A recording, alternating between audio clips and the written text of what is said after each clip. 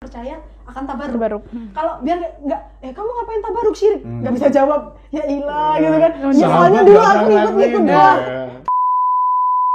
Kita bahas landasan praktik tabaruk ini apakah sudah dilaksanakan pada masa Nabi itu banyak Oh iya. Ternyata. Setiap diminumkan air yang telah dicelupkan rambut Kanjeng Nabi itu sembuh. Pasti sembuh. Pasti sembuh. Jadi menjadi dawa. Selamat datang di NU Daily, mengupas seputar dalil-dalil amaliyah NU.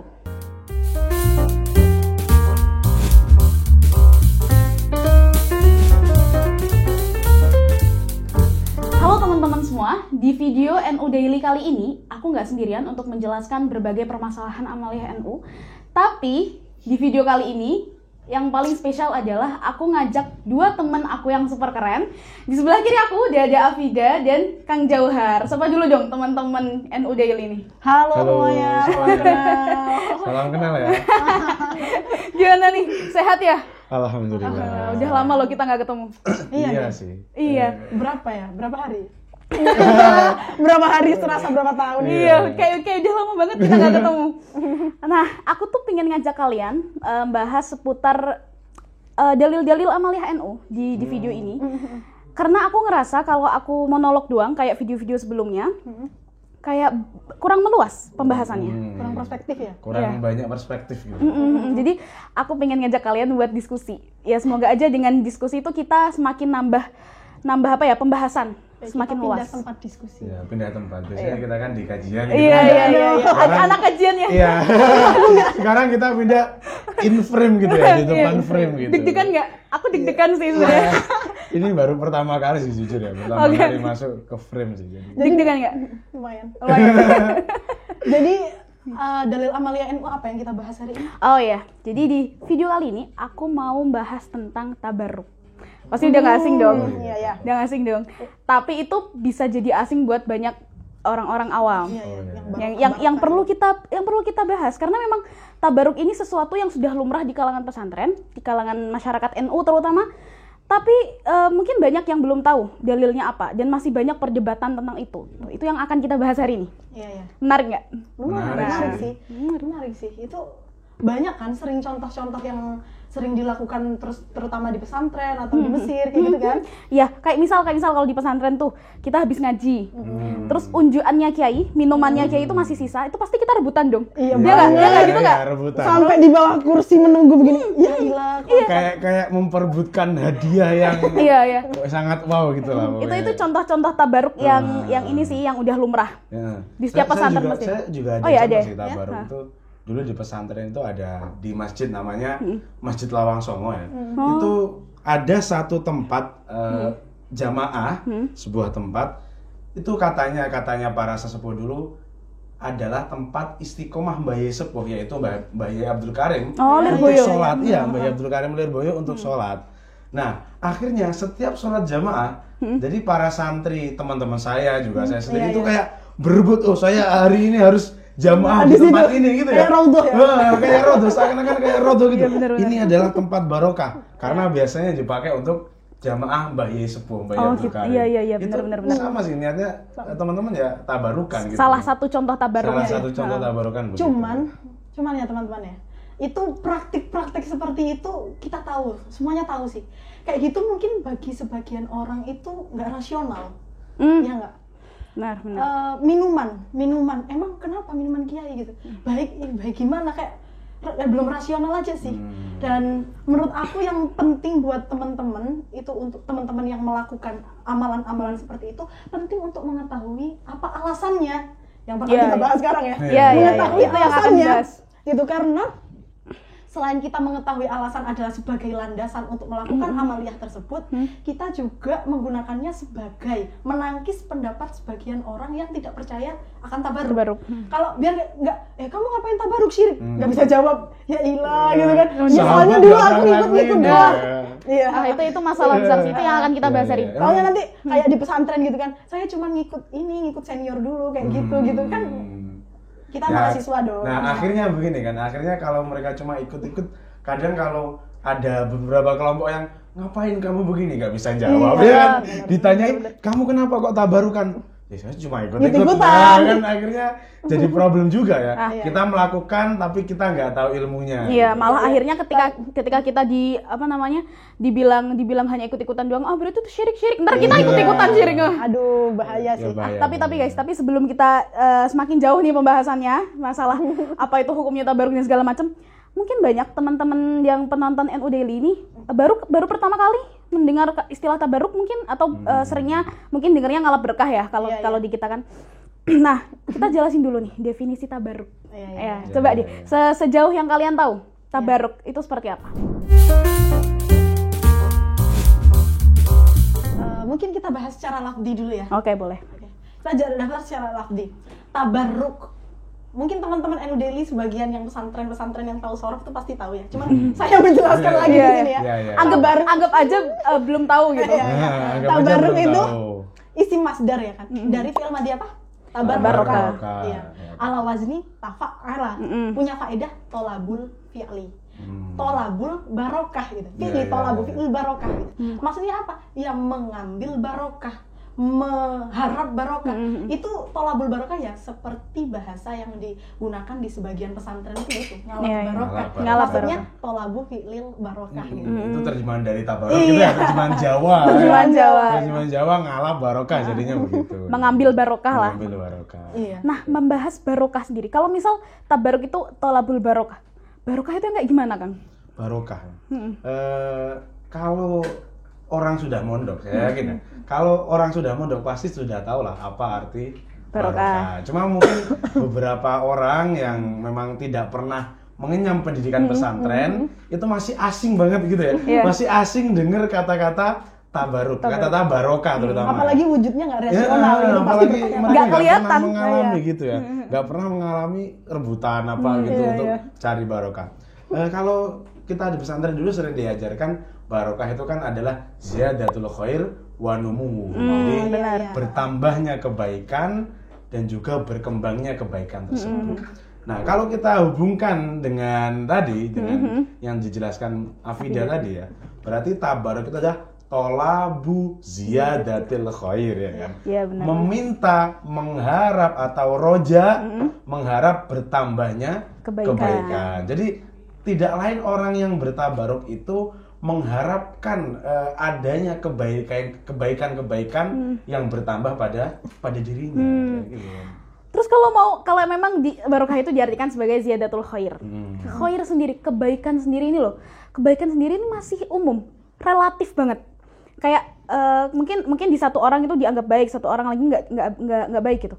Sebenarnya ketika kita melakukan tabaruk, timbal balik kebaikan apa yang ingin kita capai gitu. Kebaikan itu bentuknya apa? Kalau masalah kebaikannya itu sebenarnya banyak sih. Saya contohkan beberapa begini. Orang yang bertabaruk itu bisa saja dapat ketenangan hati. Jadi dia kayak apa namanya minum air bekasnya kiai atau ziarah ke makam siapa, dicium dinding-dinding makamnya, itu akan dapat ketenangan hati, dan juga dengan ketenangan hati itu dia akan merasa lebih dekat dengan Allah. Kan gitu ya kan? Dalam. Iya. Dengan ketenangan hati itu akan dapat saya berharap lah supaya bisa dekat dengan Allah. Itu baiknya itu begitu. Mungkin contohnya kayak ini ya, orang yang mau melaksanakan ujian. Iya, bisa. Sering kan Mas Sisir itu sebelum berangkat ujian, dia mampir ke Sidna Husein. Mungkin tujuan kita berdoa di situ, semoga Allah memberikan kemudahan kita dalam mengerjakan ujian. Tapi kebaikan yang kita dapat selain kita mengharapkan sesuatu, kita juga dapat kebaikan apa? Kita merasa yakin nanti aku pasti bisa melaksanakan ujian tersebut. Benar. Wujud kebaikan itu. Ya sih, itu selain untuk takarub, berarti kan kalau dari ini tadi dari Afida itu adalah agar hajat kita terpenuhi. Iya. Agar keinginan kita itu bisa terpenuhi.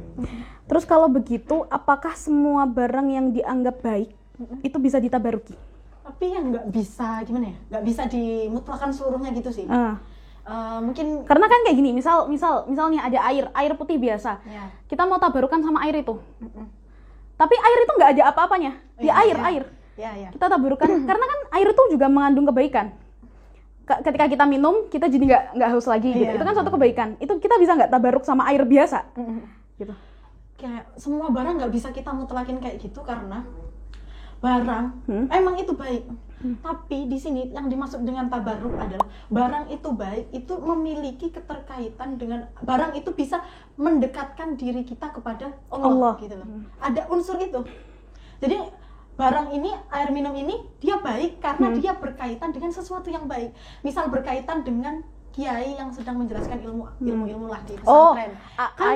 Air yang habis dari hataman Al-Qur'an kayak benar, gitu. Ya itu. Nah, hataman Al-Qur'an, kiai sebagai guru kita itu kan sesuatu yang baik gitu. Nah, barang ini kita sifati baik karena dia berhubungan dengan sesuatu yang baik itu, yang mana sesuatu yang baik itu mendekatkan diri kita kepada Allah itu. Saya tambah Iya, boleh. Dari yang dijelaskan tadi, sebenarnya kita kalau saya baca dalam kitab Mafahim itu, Mafahim Yajibu Antusohaha, karyanya Sayyid Muhammad Al-Alawi Al-Maliki.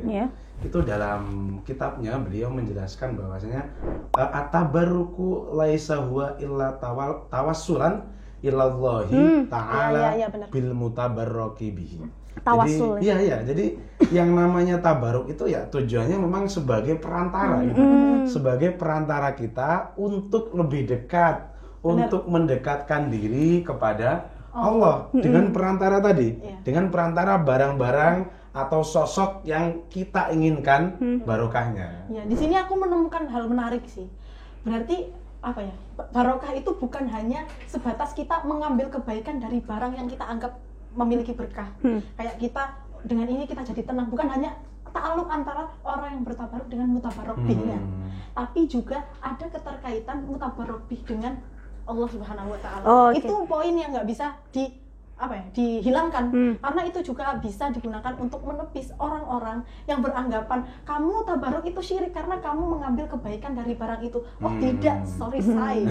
Barang itu ada hubungannya sama Allah Subhanahu wa taala gitu loh. Jadi tetap dalam tabaruk ini tetap kita harus meyakini mutabaruk bi atau barang yang kita tabaruki itu hanya sebagai perantara, tetap yang memberi kemudahan, yang memberi kita kedekatan kepada Allah, menolong kita, mengabulkan hajat kita itu adalah Allah Subhanahu wa taala. Jadi ketika kita memang tabarukan itu kita tidak boleh percaya bahwa barang itu memiliki keberkahan atas dirinya sendiri. Ya, nyembah dong kalau gitu. Jangan sampai. Tapi kita harus yakin bahwa yang memberi berkah terhadap barang tersebut adalah Allah. Ya, makanya ada kalau praktek beberapa orang, maaf kata ya, kayak pesugihan itu jelas nggak boleh dong. Jelas nggak boleh. Iya, itu kan dia meyakini barang ini, contoh minuman ya. Dia meyakini minuman ini ada memberi manfaat, memberi madharat, bisa memberi rezeki gitu. Jelas itu nggak boleh. Jadi kalau kita kontekskin biasanya kan air subuhan, itu kan hampir mirip, tapi tergantung gimana cara kita meminumnya. Ada unsur itu, saya wasilah kayak gitu, tapi tetap taqarrub. Tapi saya yakin kalau santri itu nggak ada yang dia minum ini jelas ini kiai itu dekat dengan Allah, kiai itu wasilah punya hubungan khusus dengan Allah, saya harap barokahnya kan gitu. Seperti obat. Iya sebenarnya obat. Nah, kalau di dalam Al-Qur'an sendiri, barokah itu ada nggak sih, Kang? Kayak barokah itu sudah lumrah di Al-Qur'an. Ya, tapi sebelum itu ya, sebenarnya perlu kita perjelas mutabarok bih atau sesuatu yang bisa kita ambil barokahnya itu setidaknya dibagi menjadi dua gitu. Jadi yang pertama memang sosok, contoh ya, kita ngalap tabaruk dengan Nabi, dengan para sahabat, dengan para ulama, para sholihin. Nah, ada lagi yang kedua, ini adalah sesuatu yang berhubungan dengan sosok tersebut, peninggalannya, tempatnya. Tapi kalau masalah sosok ya, dalam Al-Qur'an tuh dijelaskan ada satu ayat yang menjelaskan bahwasanya dalam satu sosok itu ada sebuah barokah, yaitu ayatnya rahmatullahi wa barakatuhu alaikum ahlal baiti innahu hamidum majid. Jadi jelas dalam ayat ini apa ya? Allah itu memberikan barokahnya kepada ahlul bait, kepada dzurriyyah Rasulullah sallallahu alaihi wasallam. Jelas. Ya, berarti kan secara konsep dasar barokah itu ada gitu loh. Barokah Ya, itu barokah ada. itu ada. Benar, itu Bisa konsep dijelaskan dalam Al-Qur'an. Allah ya. itu memang memberikan barokah kepada Kepada barang-barang ahlul tertentu. bait gitu kan. Oh, menanggapi selain tadi membahas sosok sama akarnya ya, saya juga pernah menemukan itu sesuatu yang dapat kita ambil tabaruknya, kita tabaruki, tabaruk bihnya itu bisa juga pada waktu. Waktu. Dalam Al-Quran dikatakan inna anzalnahu fi lailatin mubarakah. Gitu. Oh iya benar ya. Langsung jelas. Mubarakah. Lailatin mubarakah yang dimaksud di sini adalah Lailatul Qadar gitu. Bahkan lafadznya juga sorohatan mengatakan mubarakah gitu. Jadi apa ya? Konsep dasar tadi sih. Konsep dasar aja sudah sorohatan mengatakan barokah itu ada, yaitu salah satunya mutabarok bihnya berupa Waktu. Itu juga terjadi berarti di dalam ayat ini Al-Isra. Subhanalladzi asra bi 'abdihi lailan. Oh iya benar. Alladzi barokna haulahu. langsung barokah juga. Barokah juga. Wa Jadi Allah juga memberikan berkah kepada Masjidil Haram, Masjidil Aqsa. Itu kan Masjidil Aqsa. artinya juga memberi berkah kepada tempat ya. Sebagai tempat nas. Jadi dari ayat-ayat itu kan tadi kita bisa paham akhirnya secara dasar barokah itu ada. Iya, Jadi ada. kalau ada orang nggak ada barokah itu apa ya kan? Itu perlu dianu sih karena Al-Qur'an saja sendiri menjelaskan ya kan bahwa di setiap barang ada barang itu punya barokah. Iya. Dan barokah itu yang memberi Allah gitu. Enggak semata-mata barang tersebut punya berkahnya sendiri gitu. Itu sih yang harus digarisbawahi. Tapi Kang, kalau misal di dalam nas Al-Qur'an, ini kan memang susah ditolak gitu. Ya udah gitu kan. Paling dasar taslim ini gitu ya. Itu sama kayak kita kalau apa namanya? Kalau di dalam haji itu kan banyak aktivitas yang memang kita itu tabarukan. Sholat di Hajar Aswad, terus di Makom Ibrahim, Sudah nas. Safa Marwah, itu kan tabarukan, istilahnya tabarukan. Tapi memang itu sudah dinas, jadi susah ditolak. Ada banyak prakteknya tabarukan itu. Kalau kita sekarang itu kan kayak tadi yang kita bahas ya, tabarukan sama unjuan kiai atau. Nah, yang pertama nih, tabarukan bi atharin nabi. Itu yang sering jadi perdebatan sih. Iya nggak? Iya nggak? Kadang-kadang apa namanya begini ya. Kadang kalau Masjidil Haram, Hajar Aswad jelas sudah mansus gitu kan. Sudah dinas dalam Tapi kalau Al-Qur'an. Kalau yang lain gimana gitu. kalau atarnya Nabi Nabi atau enggak jauh ke atar Nabi atau sahabat Nabi. Iya, sahabat Nabi juga bisa. Itu kan kita juga sering tabaruk gitu kan. Nah, itu gimana? Ada nggak sih landasannya kita tabaruk bi atarin Nabi gitu? Ya mungkin Nabi, oke. mungkin dari Mas Ida dulu. Iya. Sebenarnya kalau kita bahas landasan praktik tabaruk ini apakah sudah dilaksanakan pada masa Nabi itu banyak banget. Oh iya. Gitu loh. Kalau Banyak kita bahas Iya, banyak. tahu. Kalau sampai kita bahas 5 jam di sini tuh nggak cukup gitu. Ini kamera mati nanti ya.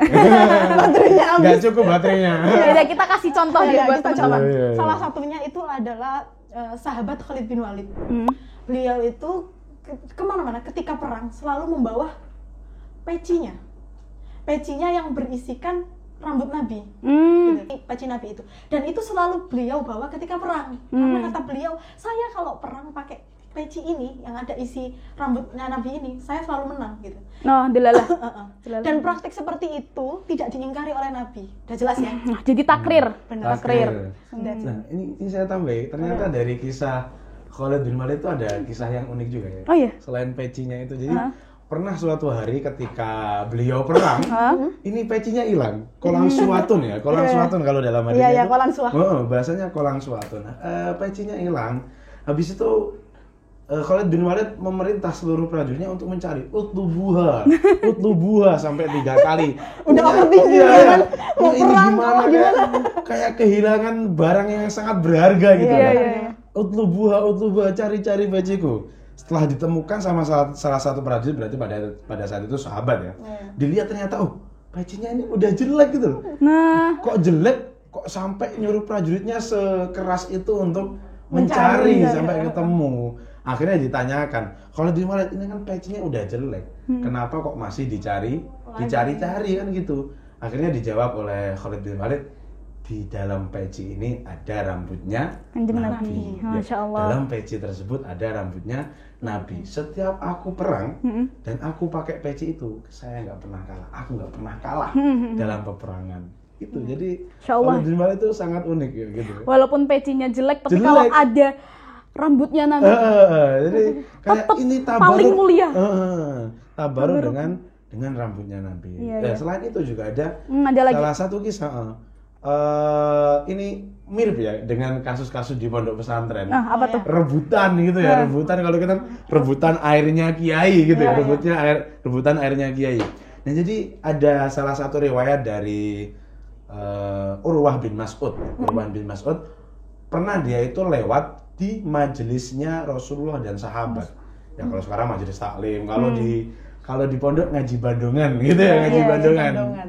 Kalau di pondok ngaji bandongan, ngaji maknani gitu. Oh, maknani. Maknani kitab dan lain-lain. Nah, itu ternyata ketika dalam majelis itu sahabat itu pada menunggu Rasulullah untuk batuk. Ngapain coba? Batuk, ngapain coba? Ngapain? Untuk nunggu ludah dan dahaknya Rasulullah keluar. Masya Allah, tabarakallah. Jadi Aku juga mau. Kalau iya, kalau zaman Rasulullah ya, Rasulullah sangat mulia gitu ya. Jadi dahak dan ludahnya Rasul itu tidak pernah jatuh ke tanah. Kalau beliau mengeluarkan dahak pasti jatuh ke salah satu tangan sahabat. Habis itu diusapkan ke wajah, ke seluruh berwudu tubuh. gitu ya? Iya, kayak punya Nabi, saya tabaruk dengan apapun yang keluar dari Nabi itu dianggap suci, dianggap akan memberi berkah gitu. karena memang Nabi sendiri itu kan makhluk terperfect sejagat raya ini. sejagat raya. Nggak bisa disamakan sama kita. Iya. Nggak bisa. Most Kamu perfect ngeludahin. person, ya, Oh, jadi gitu. masalah. Tapi kan dari itu kita juga tahu santri rebutan minumannya kiai juga tidak salah. Tidak salah. Buktinya sahabat juga melakukan. Di Melakukan. hadis itu dijelaskan yatafahatuna. Yatafahatuna itu maksudnya berebutan. Yatafahatuna. Jadi para sahabat berebutan. Gitu. Nah, tapi contoh-contoh tadi yang disebutin Afida sama Kang Jo ini kan contoh tabaruk kepada Nabi, tapi semasa hidupnya Nabi. Semasa hidupnya Nah, aku tuh Nabi. pernah baca ada hadis tentang tabaruk kepada asarnya Nabi, tapi setelah Nabi wafat. Kan banyak tuh kaum sebelah ya bilang kayak, ya nggak boleh karena sudah bolehnya tuh ketika masih ada Nabi, tapi kalau Nabi udah wafat ya udah nggak boleh. Mereka mikirnya kayak gitu. Tapi ternyata ada guys, aku tuh pernah baca riwayat dari Ummu Salamah ya, itu Nabi itu kan orang paling mulia. Para sahabat itu akan sangat menjaga peninggalan-peninggalan Nabi, termasuk rambut beliau. Nah, Ummu Salamah ini menceritakan bahwa rambut Nabi itu disimpan sama para sahabat, termasuk Ummu Salamah, dan setiap ada orang yang sakit, itu ada yang datang ke Ummu Salamah meminta rambut Kanjeng Nabi, kemudian rambut beliau itu dimasukkan ke dalam air putih, kemudian airnya diminum kepada orang yang sakit. Yang sakit. Delalah siapapun yang melakukan seperti itu. Iya. Bahasa Jawanya. Ternyata. Setiap diminumkan air yang telah dicelupkan rambut Kanjeng Nabi itu sembuh. Pasti sembuh. Pasti sembuh. Jadi menjadi dawa, Menjadi obat ya. obat. Wasilah ya? Wasilah. Tetap wasilah tuh. Ya. Iya. Kalau Iya, dengar wasilah hadis jelas. tadi berarti kan kita bisa pahami bahwasanya tabaruk itu memberi efek yang nyata. Iya kan? Jadi nggak hanya kayak kita tabaruk nggak tahu faedahnya, itu ada buktinya. Ya, misalnya ya Khalid Khalid bin bin Walid. Walid ternyata ketika membawa rambut Nabi menang Menang terus. ya. Berarti kan tabaruk itu memberi efek yang nyata, bukan hanya Biidznillah. biidznillah ya, tetap kayak Itu yang harus di-highlight guys. Hati-hati. Iya iya, biidznillah kita tetap Ya. harus meyakini semuanya atas kehendak Allah, Dengan kan mahabbah gitu. Rasulullah itu kan Hmm. balik-baliknya tetap ke Allah gitu. Iya iya iya. Nah, itu termasuk tadi juga riwayat yang dari Ummu Salamah itu menunjukkan artinya bahwa kita tabaruk kepada asarnya Kanjeng Nabi itu tidak hanya ketika Nabi masih hidup, tapi juga setelah Nabi sudah wafat. Ba'da wafatihi itu kita masih bisa bertabaruk. Kalau misalnya kita, kalau kaum sebelah Iya, bilang iya. nggak boleh tabaruk diasarin Nabi setelah wafatnya, ya kita yang kasihan. Kasihan dong, kita nggak nggak dapet. Nggak dapet jatah Iya, kita benar. gitu. Nah, tadi kita udah lama nih banyak hadis-hadis tentang yang menjelaskan tentang tabaruk bi atharin Nabi. Tapi kalau tabaruk bigoirin Nabi, entah itu kayak aulia, ulama-ulama, kiai-kiai kita, Ya, atau sahabat lah. sahabat lah, Sahabat sahabat. dulu sebelum itu. Sahabat Nabi, misal sahabat Nabi. Karena aku sendiri masih jarang nemuin sahabat yang memang tabaruk sama sahabat Nabi gitu. Itu aja nggak sih sebenarnya landasan dalilnya? Ya kayak tadi kata Afida tadi, ini kalau kita mau jelaskan semua dalilnya ya, 5 jam tidak selesai. Saya bisa katakan sehari nggak selesai gitu Iya, ya. iya. Sehari pun ya, sehari untuk menjelaskan dalil tabaruk ini nggak akan selesai karena sangat banyak masalah dalil ini. Contoh yang tadi Yang sahabat yang sama sahabat sama sahabat itu, jadi ada sebuah riwayat mengatakan Sayyidina Ali itu ketika bertemu dengan Sayyidina Abbas, paman Nabi, pasti mencium tangannya, bahkan mencium kakinya. Di situ jelaskan litabarruk, mutabarikan. Jelas. Jadi, mutabarikan. Jadi Sayyidina Ali mengharapkan barokah dari Sayyidina Abbas. Berarti kan di situ terlihatlah bahwasanya tabaruk itu tidak harus dengan Nabi. Yang penting Sahabat juga. ada kesolehannya Iya. gitu. Ini ya. Ini kan praktiknya pada zaman Nabi waktu itu sahabat dengan sahabat. Sahabat ya. dengan sahabat kalau yang saya baca. Bahkan yang saya baca itu Hah? praktek tabaruk dengan sahabat, tapi yang melakukan Nabi. Oh iya. Langsung Nabi. Bahkan Nabi. Ya, Nabi aja Nabi bertabaruk bertabaruk. dengan sahabat. Iya. Hmm. Waktu itu Nabi Muhammad memilih untuk meminum air yang biasa digunakan untuk wudunya para sahabat. Lafaznya di situ. Tempat wudu. Kenapa? Yarju barokata aidil muslimin. Oh, oke. Kayak gitu. Langsung soreh gitu. Langsung soleh dong. Barokah dong katanya. Barokah. Itu di kitab Faidul Qadir. Faidul Qadir. Jadi bahkan nggak cuma sahabat gitu, Nabi sendiri yang melakukan, bukan hanya takrir langsung. Langsung afal gitu ya. Jelas lebih kuat. Alun Nabi. Jadi Nabi aja itu guys bertabaruk dengan sahabat-sahabatnya Nabi. Gitu. Apalagi kita gitu, siapa sih gitu loh. Nah, aku juga kemarin baca kan di kitab Fatawa Mu'ashalah itu dijelaskan, tapi kalau ini bukan sahabat, ini antar ulama. Jadi Imam Ahmad bin Hambal, mungkin teman-teman yang pesantren pasti nggak asing. Imam Ahmad bin Hambal ini muridnya Imam Syafi'i. Nah, Imam Ahmad bin Hambal itu diceritakan pernah tabarukan meminum air bekas cucian bajunya Imam Syafi'i. Untung dulu belum ada deterjen. Iya. Bayangin aja kalau Bahaya belum sih ada kalau deterjen. udah ada deterjen. Gimana minumnya? Bahaya dong minumnya. Air jadi saking pingin tabarukan sama gurunya. Iya. Kayak kita sekarang kalau kita tabarukan sama kiai kita, ya Imam Ahmad bin Hambal itu dulu juga udah pernah tabarukan sama gurunya Imam Syafi'i begitu. Ini memang Lengkap loh ini dalilnya. lengkap loh. Dari Nabi. Ini masih satu-satu yang disebutkan, nggak semuanya kan gitu. Jadi kayak tabarukan atau ngalap berkah yang selama ini kita lakukan itu nggak serta-merta cuman ikut-ikutan doang, tapi memang kiai yang mengajarkan tabarukan itu punya landasannya. Dalil-dalilnya banyak sekali. Jadi santri nggak salah lah ya. Bener itu, santri itu tabaruk sama kiai bener. Kok masih ada yang bilang kalau Wah. tabaruk itu nggak ada landasannya, Nah. berarti hanya kurang baca. kurang baca. Hanya kurang baca hadis. atau saya punya kisah lain ya untuk nambah ini, tapi dari sahabat. Oke. Jadi mungkin kita sebagai orang yang terus-menerus cari barokah, mungkin kita itu bisa dibilang kita secara keilmuan itu adalah keturunnya Abdullah bin Umar. Keturunnya Abdullah bin Umar. Karena apa? Karena Abdullah bin Umar itu adalah sahabat asyaddu i'tinaan bi barokatin Nabi. Jadi sahabat yang paling memerhatikan tempat mana yang pernah disolati Nabi, apa yang pernah disentuh Nabi, itu semua disolati, ditabaruki semua. Pokoknya dia mencari, oh ini tempat ini pernah disolati Nabi. Pokoknya semua tempat yang pernah dijadikan tempat sholatnya Nabi, pokoknya beliau harus sholat di sana. Itu kan tina banget ya. Iya. Jadi mungkin santri ini bisa kita bilang generasi keturunan yang mengikuti Abdullah bin Umar, ibnu Umar.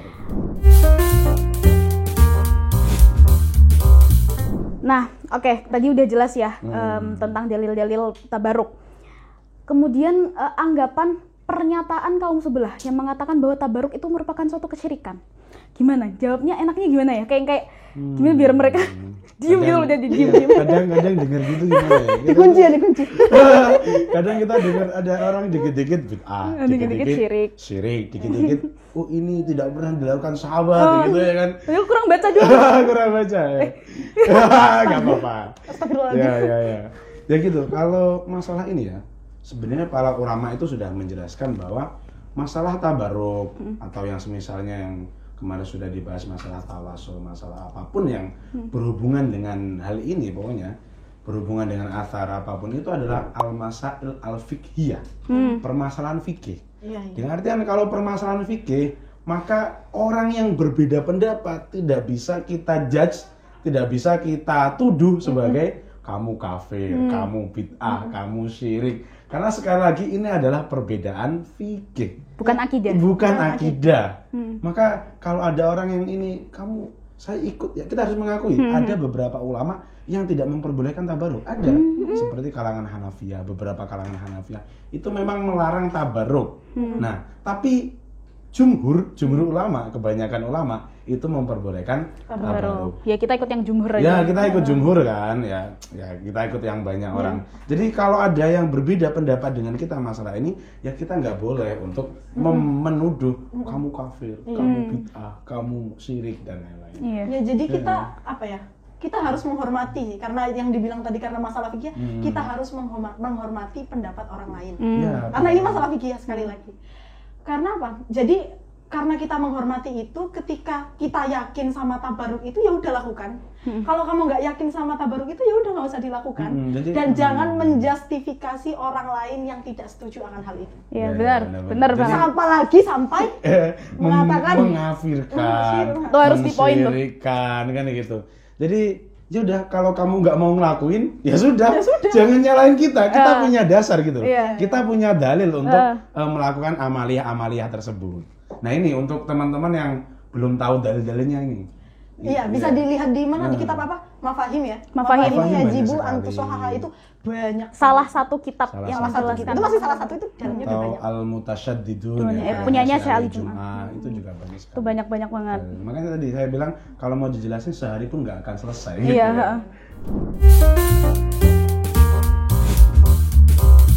Kayaknya udah kejawab sih yang masalah kita menjawabi orang-orang syirik. Tapi aku tiba-tiba ada satu pertanyaan. Iya apa?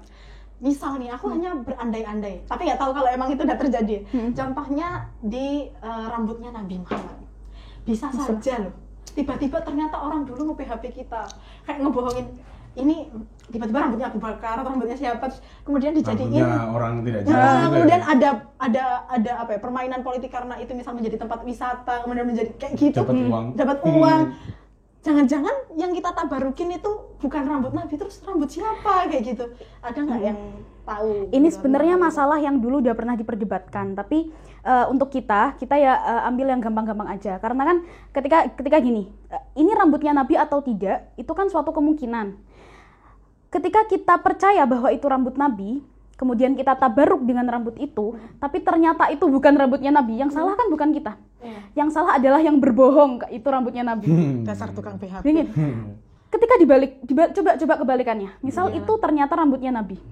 Tapi kita malah meremehkan rambut itu, kita nggak bertabaruk sama rambut itu, kita yang rugi. Ya kan? Saja loh. Ma la yudraku kullu. Benar. La yudraku Benar kullu. banget. Ya kan? Ini dalam kaidah fikih kan sudah ada. Kalau kita nggak bisa, ya minimal kita nggak rugi gitu. Iya, ya. Ma la yudraku kullu, la yudraku kullu. Cari aman. Justru ketika kita malah meremehkan rambut yang ternyata punya Nabi kan malah dosa gitu. Iya, malah kita yang rugi. Kita contoh ini kita dibohongi masalah rambut, masalah jubah atau apapun, sendal dan lain-lain. Kita bertabaruk seret. Tapi itu membuat kita semakin dekat dengan Allah. Kita semakin mencintai Nabi. Iya kan? Semakin mencintai Nabi, semakin merasa dekat dengan Nabi. Apa ruginya? Nggak ada. Adapun bohong yang dosa mereka yang bohong. Yang bohong. Kan? Apa ruginya? Kita malah merasa lebih dekat dengan Nabi, lebih cinta dengan Nabi kan gitu. Itu aja sih aku yang masih ganjel. Udah ya berarti ini. Udah. Terus mungkin terakhir. Ini yang jelasin Ibnu Taimiyah. Waduh, ini langsung menjawab emosi ini menjawab dari belakang. Ayo yang jadi nggak jadi. Terus ya Ibnu Taimiyah itu dalam kitab beliau, salah satu kitabnya menjelaskan bahwasanya contoh ada orang berkata, ana ala barokati Rasulillah. Saya loh punya berkah Ibnu Rasulullah. Taimiyah yang bilang Ibnu Taimiyah. Bentar, kayaknya ada yang belum tahu Ibnu Taimiyah Ibnu siapa Taimiyah. takutnya.